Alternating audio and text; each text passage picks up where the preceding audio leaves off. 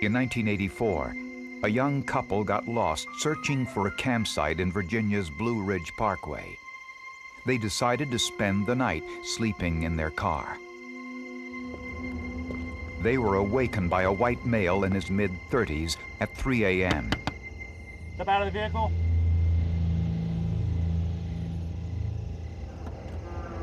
What the couple saw that night, their eyewitness description of the assailant, was all that police had to go on.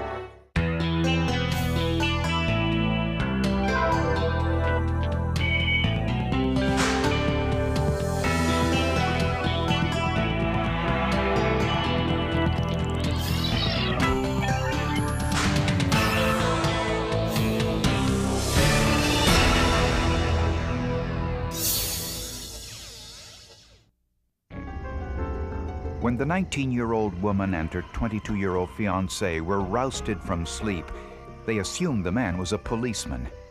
Move to the rear of the vehicle, please. Blinded by his flashlight and concerned that they had broken the law, they handed over their car keys as ordered. Suddenly, the man produced a gun and told the fiancé to run into the woods. He threatened to kill him if he didn't obey. Move! The young woman, now terrified for her life, was forced at gunpoint into the man's vehicle. Open the door. Open it! Get in the back. Keep your head down. Don't look at me.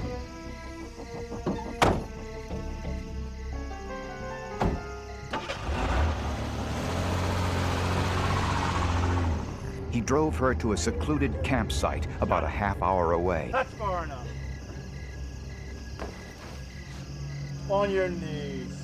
And over the next 2 hours, repeatedly raped and sodomized her. Why are you doing this to me?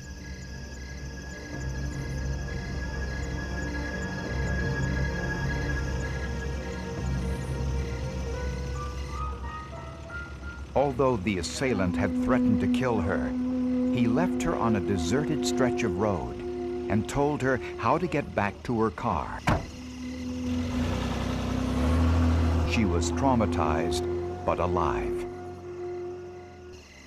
Is there anything that you remember about this guy, his appearance, his demeanor?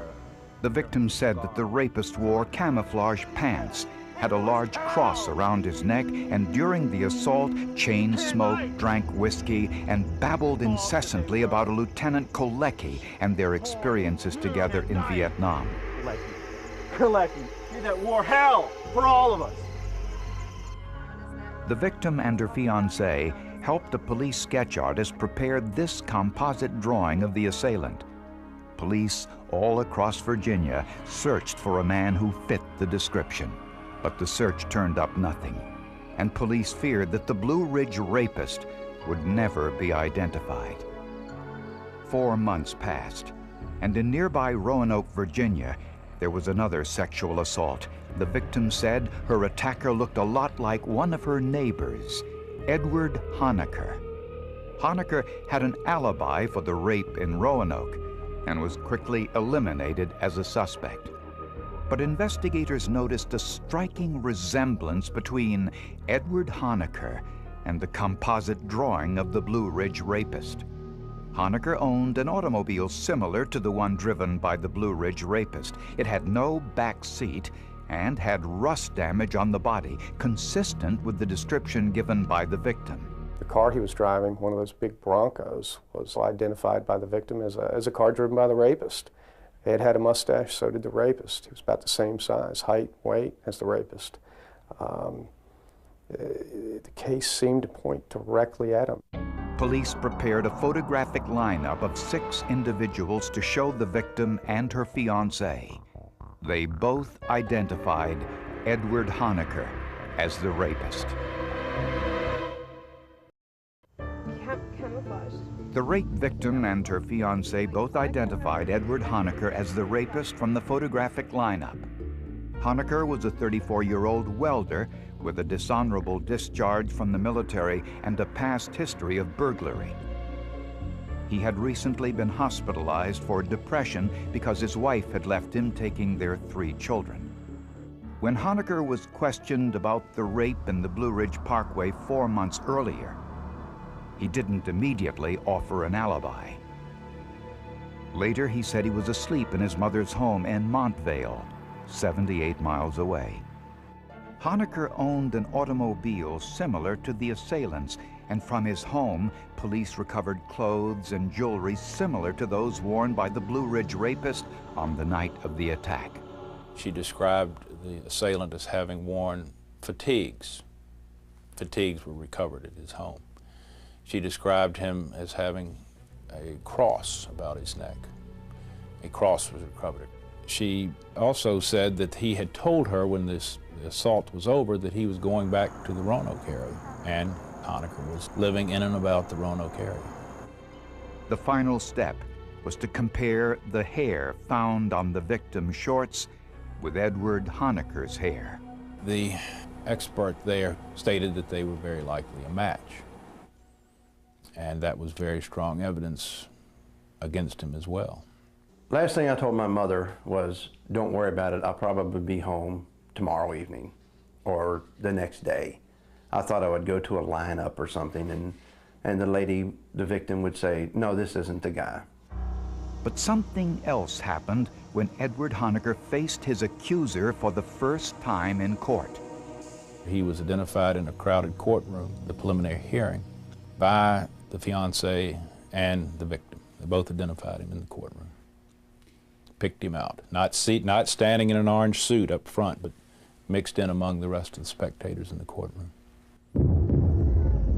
Get out of here.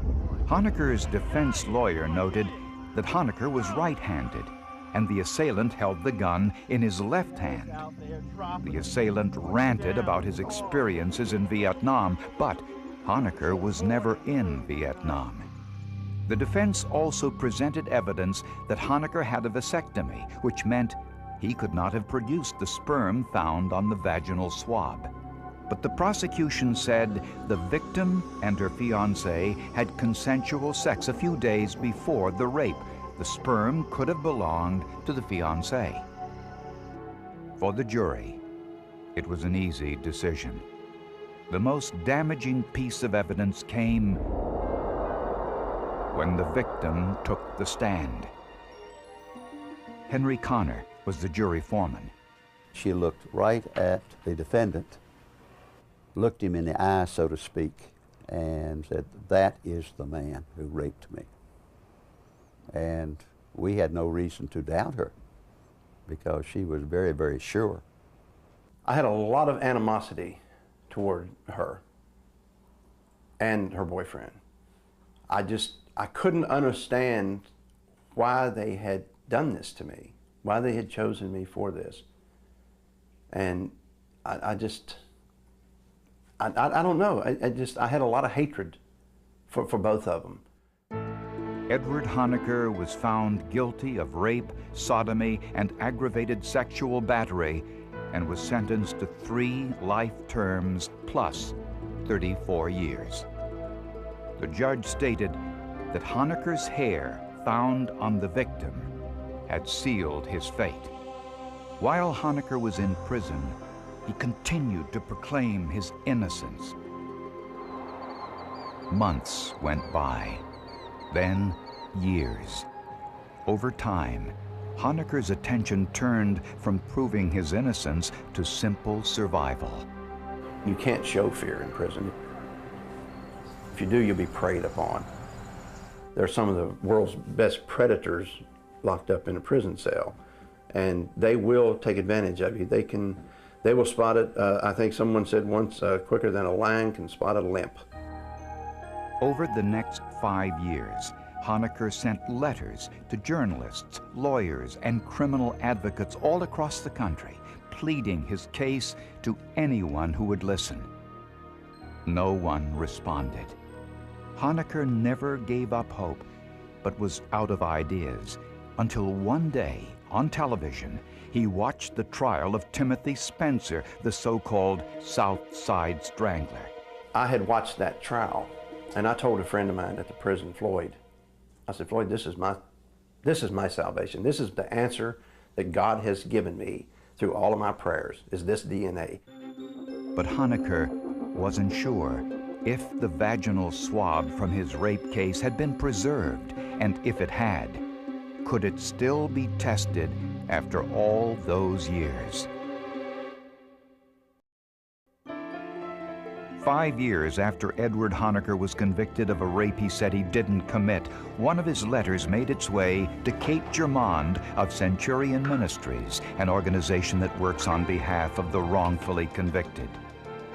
Centurion Ministries receives thousands of letters from convicted criminals every year, but there were a number of things about Honaker's case that caught Germond's attention. Eyewitness testimony in our country is considered by most people to be the most profound proof of truth. That's the man that did this to me. We all assume, I think through the years we've come to believe that our mind is like a videotape, that it just accurately records whatever we see, whatever we hear, whatever we come in contact with. The reality is, what our memory is actually recording is, yes, what's going on in the moment, but it's also mixed into that is memories, dreams, some little distraction. It's just a huge variety pack. So our memories are actually not accurate at all. When the victim chose Honaker's picture from the photo lineup, Honaker was the only one standing in front of a white background. The other suspects were all photographed in front of the standard height scale. Research has shown that if one item in the array of photographs is uniquely different, such as the background, it is more likely to be chosen. Furthermore, police lineup should include faces that have an equal chance of being selected, faces similar to one another. Honaker's photo was the only one of 6 that remotely resembled the description given by the victim. The mugshot spread that was shown to both the victim and her boyfriend, in my opinion, is one of the most tainted mugshot spreads I've ever seen. Centurion Ministries asked the state of Virginia to release the forensic evidence used to convict Honaker.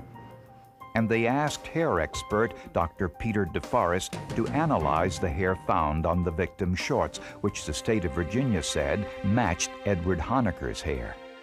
I compared the unknown hair taken from the victim with the known sample of Mr. Honaker, and assuming that the known sample was representative of Mr. Honaker's range of variation, I would have eliminated Mr. Honaker as the donor of that hair from the victim.